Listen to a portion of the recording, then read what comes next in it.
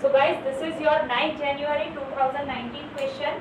What is the question? A equal to cos theta minus sin theta, sin theta cos theta. आपको value find करनी है a raise to minus 50 for theta equal to pi by 12.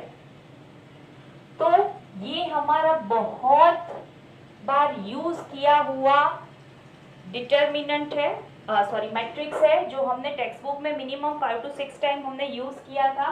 तो यहाँ पे मुझे एक चीज बहुत क्लियर है कि A एंड A ट्रांसपोज अगर मैं फाइंड करूंगी तो A into A transpose equal to I होगा. What is your A transpose? चलिए पहले A ट्रांसपोज लिख लेते हैं. What is your A transpose? A transpose हमें मिलेगा cos theta minus sin theta, sin theta and cos theta. तो अगर मैं फाइंड करूंगी तो A इंटू A ट्रांसपोज भी I मिलेगा या फिर A ट्रांसपोज इंटू A भी मुझे I मिलेगा. ये बहुत बार हमने NCERT में यूज किया है. That's why I am so much sure about this. मैंने आपको भी बार बार बोला है कि देखना ये डिटर्मिनेंट ये मैट्रिक्स रिपीट हो रहा है.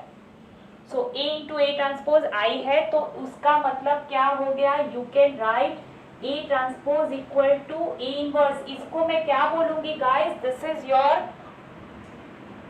Orthogonal matrix. This is your orthogonal matrix. तो ऑर्थोगोनल मैट्रिक्स के लिए मैं क्या लिख सकती हूँ? Either I can write this और आई कैन राइट दिस. देखिए मुझे इनवर्स चाहिए था, है ना? तो यहाँ पे अगर मैं A ट्रांसपोज की 50 पावर अगर फाइंड कर लूँ so I can write A inverse raise to 50. ठीक है, तो 50 पावर फाइंड कैसे करेंगे? तो टेक्स्ट बुक में फिर से यही सम था, एग्जाम्पल था आपका टेक्स्ट बुक का NCERT में कि अगर ये आपका मैट्रिक्स है देन हमने by principle of mathematical induction हमने प्रूव किया था कि A रेज टू n आपका क्या होगा? cos n theta minus sin n theta, sin n theta cos n theta. मतलब रेज टू 50 है ना? रेज टू 50 है तो मैं क्या कर रही हूँ? I am taking n equal to 50. क्या करूंगी मैं? n equal to I am taking 50. Okay, if my A is this one, sorry, this one, then my answer is minus, then my answer is here also here. My answer is A raised to n cos n theta sin n theta. देखिए A transpose से compare करना है तो transpose तो यहाँ पे negative है ना, तो यहाँ पे भी यहीं पे अगर यहाँ पे नेगेटिव है तो आंसर यहाँ पे नेगेटिव आएगा, अगर यहाँ पे लोगे तो यहाँ पे नेगेटिव आएगा. ओके, तो अब मैं इसका यूज कर रही हूँ. So A transpose raise to 50 is equal to minus 1 raise to 50. क्या होगा आपका? cos 50 और साथ में थीटा क्या लेना है आपको? पाई by 12, sine pi by 50 pi by 12. Okay, ये अगर आपको वैल्यू नहीं लिखनी है और डायरेक्ट आंसर लिखना है तो भी चलेगा, लेकिन थोड़ा सा सिंप्लीफिकेशन हमें 50 पाई बाई 12 में करना पड़ेगा. What is 50 pi by 12? 12 का मल्टीपल नियर बाय 50 कौन सा है? 48. So I can write 48 plus 2 by 12. So ये हो जाएगा आपका 4 पाई प्लस 2 पाई बाई 12. मैंने क्या कर दिया? मैंने सेपरेट कर दिया दोनों को. ठीक है, तो ये हो गया आपका 4 pi plus pi by 6.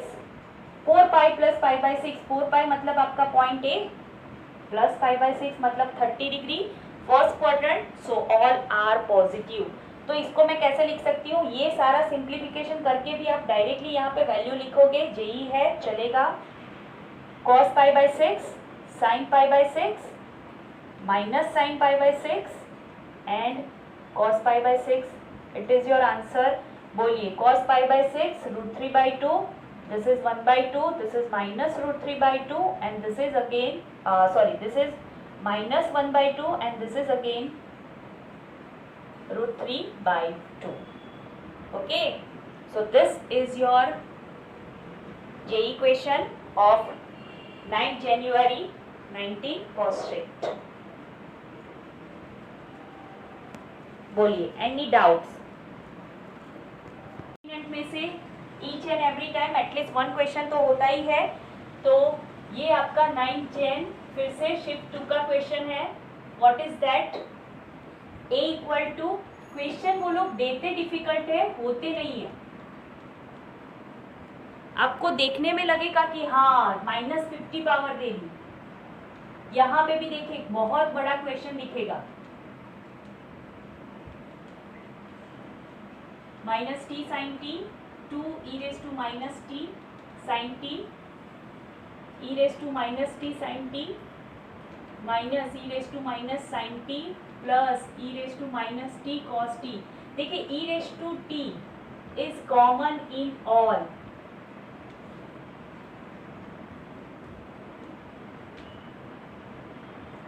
e raised to t क्या कर रहा है? देखिए हर एक में है, तो मैट्रिक्स है तो each and every member, from each and every member common कर लो। What is left? 1 1 1 cos t minus common cos t plus sin t, या फिर आप ऐसे ही रखोगे तो भी चलेगा। चलिए फिर हमें एक्सपांशन ही करना है। 2 sin t, यहाँ पे होगा sin t minus sin t plus cos t minus 2 cos t। Okay, this is my now a। तो हमें क्या करना है? Then what is the, then number 1, a is invertible for t equal to pi by 2, a is not invertible, invertible for all t belongs to r and invertible for t equal to pi। मतलब invertible अगर है, नहीं है तो कोई बात नहीं, तो सेकेंड ऑप्शन है। अगर है तो कहाँ पे है? For all t belongs to r, t equal to pi by 2 पे या फिर t equal to pi पे। ओके, तो इन्वर्टिबल अगर हमें चेक करना है तो हमारे पास एक ही ऑप्शन है आपका, determinant must be, determinant is not zero. अगर नॉन जीरो है मतलब नॉन सिंगुलर है तभी आपका इन्वर्टिबल होगा। तो जस्ट चेक करते हैं। देखिए ये तो मैंने कॉमन निकाल दिया। नाउ इसका पूरा एक्सपांशन करते हैं तो क्या होगा? I am using the first column. हाँ, अब मैं पूरा मैट्रिक्स डिटर्मिनेंट फॉर्म में नहीं लिख रही हूँ। आप समझ सकते हो कि डिटर्मिनेंट मतलब क्या, इसको ऐसे लिख दो इन अ स्ट्रेट लाइन। चलिए तो क्या करेंगे?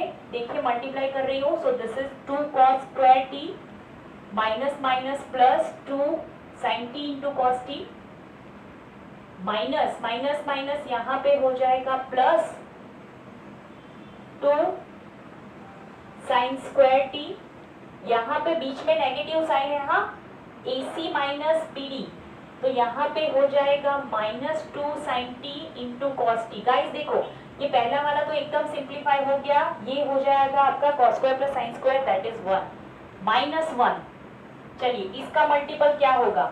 -2 cos square t -2 sin square t। चलिए ये भी हो गया सिंपल। ओके, प्लस 1, ये क्या होगा? करिए minus sine t into cos t plus cos square t. अब बिटवीन माइनस पर ये दोनों नेगेटिव है तो आप पॉजिटिव लिख सकते हैं, cos T into sine T plus sine square T. चलिए यहाँ पे भी इजी हो गया। देखिए ये दोनों कट, ये हो गया फिर से 1। सो ऑलमोस्ट आइडेंटिटी यूज हो रही है। सो ई रेज टू माइनस टी, अंदर क्या बचेगा? दिस मेकिंग 2, यहाँ पे minus minus plus 2 and this is also plus 1। तो अब देख लो, इसको सिंप्लीफाई करने की जरूरत नहीं है। This is not zero because e raise to exponential function है तो वो कभी भी जीरो नहीं हो सकता है। 5 इज नॉट जीरो। सो मतलब for all t belongs to r, for all t belongs to r, a is invertible. हमें सिर्फ कंडीशन चेक करनी है कि इन्वर्टिबल है कि नहीं।